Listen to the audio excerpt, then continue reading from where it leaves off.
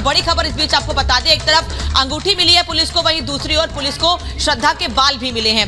हत्या के बाद आफताब ने श्रद्धा के बाल काटे थे और अब उन बालों को पुलिस ने बरामद कर लिया है। पुलिस को श्रद्धा के बाल मिले हैं, लेकिन सवाल यही है कि क्या वो अहम सबूत हैं ये जिन्हें कोर्ट के सामने रखकर आफताब को बड़ी सजा दिलाई जा सकती है। एक तरफ श्रद्धा के पिता ने अंगूठी की पहचान कर ली है, वहीं दूसरी ओर बाल बरामद किए गए हैं। कुछ हड्डियों को सैंपल के लिए भेजा गया है।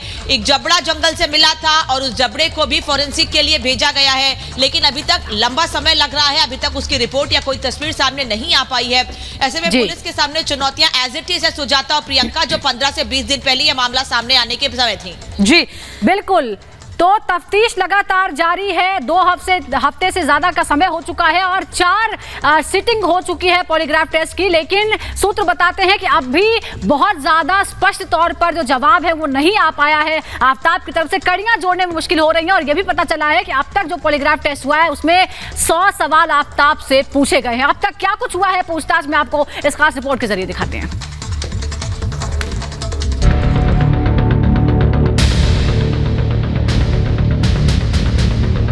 आफताब का मकड़जाल, कितने अनसुलझे सवाल।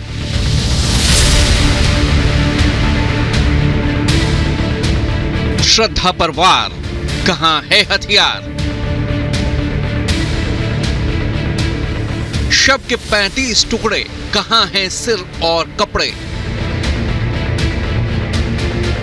3 दिन 100 से ज्यादा सवाल, लेकिन श्रद्धा मर्डर केस की गुत्थी नहीं सुलझी है। पुलिस के पास जितने अनसुलझे सवाल हैं, आफताब के पास उतनी ही गुमराह कर देने वाली कहानियां।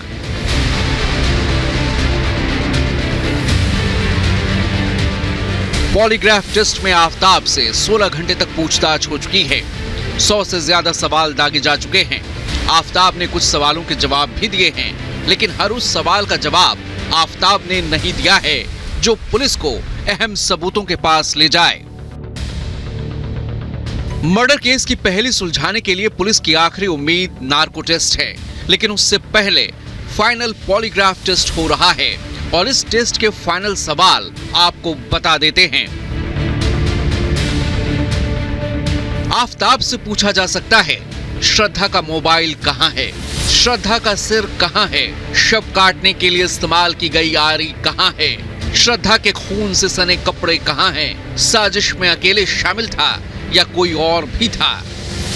पुलिस पहले भी आफताब से ये सवाल कई दफा पूछ चुकी है और हर बार आफताब ने ऐसे जवाब दिए हैं जिससे न मर्डर की गुत्थी सुलझी है और ना ही अहम सबूत मिले हैं।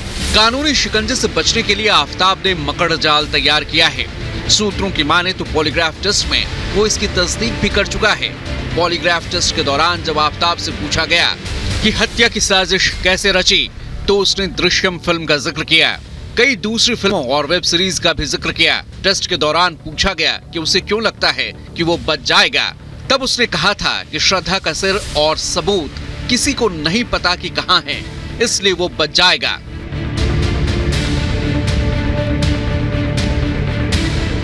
श्रद्धा के सिर, कपड़े और हथियार को लेकर आफताब अभी तक गोलमोल जवाब ही देता रहा है। हथियार की लोकेशन कभी उसने गुरुग्राम बताई, तो कभी मेहरौली के जंगल और कभी महाराष्ट्र। श्रद्धा के सिर, मोबाइल को लेकर भी आफताब ने जो जानकारियां दी हैं, वो भी पुलिस के ज्यादा काम नहीं आई है। Bureau report, Republic Bharat.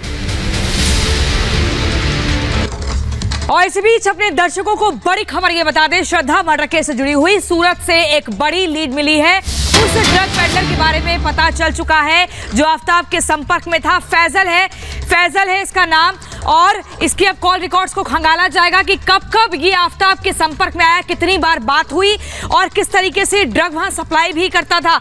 आपको बता दें, श्रद्धा केस में सूरत से बड़ी गिरफ्तारी हुई है। आफताब से जुड़ा ड्रग पेडलर गिरफ्तार हो चुका है। ड्रग पेडलर फैजल, जिसका नाम फैजल है, वो सूरत से गिरफ्तार हुआ। फैजल के कॉल रिकॉर्ड्स को लगातार खंगाला जाएगा।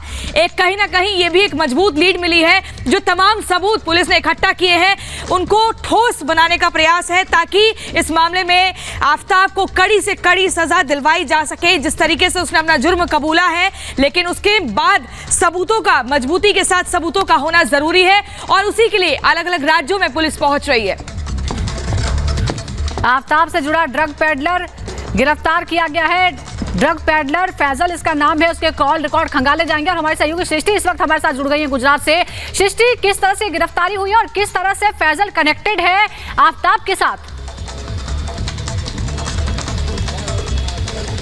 बिल्कुल, देखिए, सूरत पुलिस ने 4 लोगों को गिरफ्तार किया है जो ड्रग पेडलर बताए जा रहे हैं, जिनमें से 2 सीधे सीधे मुंबई के बताए जाते हैं। फैजल मोमिन, जो जाहिर तौर पर सबसे पहला नाम यहां सामने आया, वो वसई में ही रहता था जहां पर आफताब रहा करता था और फोन रिकॉर्ड्स के जो डिटेल मिले उसके आधार पर ही ये गिरफ्तारी यहां पर की गई और उसके बाद मुंबई पुलिस से कांटेक्ट सूरत पुलिस ने किया, क्योंकि काफी समय से जो फैजल मोमिन है उसका कांटेक्ट रहा है आफताब से। और इसके साथ ही इनमें से 4 में से जो 2 लोग हैं, यानी कि फैजल मोमिन और अनिकेत, इन दोनों का कनेक्शन मुंबई से है, मुंबई के रहने वाले हैं, एक मीरा रोड और दूसरा वसई का। लेकिन 2 और जो अरेस्टिंग इस पूरे मामले में हुई है उसको लेकर अब जो सूरत पुलिस है वो खंगाल रही है कि क्या उनका कनेक्शन आफताब से रहा है या नहीं रहा है, चारों का ही क्या कनेक्शन आफताब से रहा है या सिर्फ इन 2 का कनेक्शन रहा है, क्योंकि अभी तक कनेक्शन सिर्फ फैजल मोमिन का सामने आ पाया है। और मुंबई पुलिस से सूरत पुलिस लगातार कांटेक्ट में है। इन सभी के फोन रिकॉर्ड्स, डेटा जो है वो खंगाले जाएंगे। उसके बाद पता चलेगा कि चारों जो ड्रग पेडलर हैं, क्या इनका आफताब से कोई लेना देना था या फिर जो 2 मुंबई के रहने वाले हैं सिर्फ उनका ही आफताब से लेना देना था, क्योंकि फैजल की ड्रग्स आखिर सप्लाई कौन करता था, चाहे मुंबई में या दिल्ली में या हिमाचल में या फिर उत्तराखंड, जहां जहां आफताब गया वहां पर उसे ड्रग्स कैसे मिले, वो अपने साथ लेकर गया था उन जगहों पर या फिर अब उसको उन जगहों पर मुहैया कराई गई थी ड्रग्स, ये सभी सवाल उठ रहे हैं। सृष्टि हमारे साथ लगातार जुड़ी है, विशाल दीपेश भी दिल्ली से हमारे साथ है, स्टूडियो से हमारे 2 सहयोगी, और अब मुंबई का रुख कर लेते हैं। अंजलि मुंबई से हमारे साथ सीधे जुड़ रही हैं। अंजलि, तस्वीर आपने दिखाई थी कि किस तरह से समुद्र के बीच में तलाशा जा रहा है श्रद्धा के फोन को, आफताब के फोन को। अभी तक कामयाबी हाथ नहीं लग पाई है।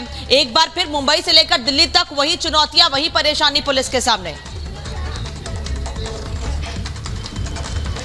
बिल्कुल, देखिए, कई चुनौतियां, कई परेशानी हैं और अनामिका, ये भी बात देखी गई है कि जब 12 अक्टूबर को मिसिंग की रिपोर्ट कराई थी श्रद्धा के पिता ने, तो मुंबई पुलिस ने 20 अक्टूबर को आफताब से संपर्क किया और तब तक ये बताया जा रहा है कि श्रद्धा का फोन एक्टिव था। श्रद्धा के फोन का सिम कार्ड तोड़ दिया था, लेकिन वाईफाई से कनेक्ट करके वो फोन को एक्टिव रखता था। 23 अक्टूबर को आफताब के लिए पूछताछ के लिए बुलाया जाता है। 20 अक्टूबर को संपर्क किया आफताब से और 23 अक्टूबर को पूछताछ के लिए बुलाया, यानी कि अच्छा खासा समय था आफताब के पास।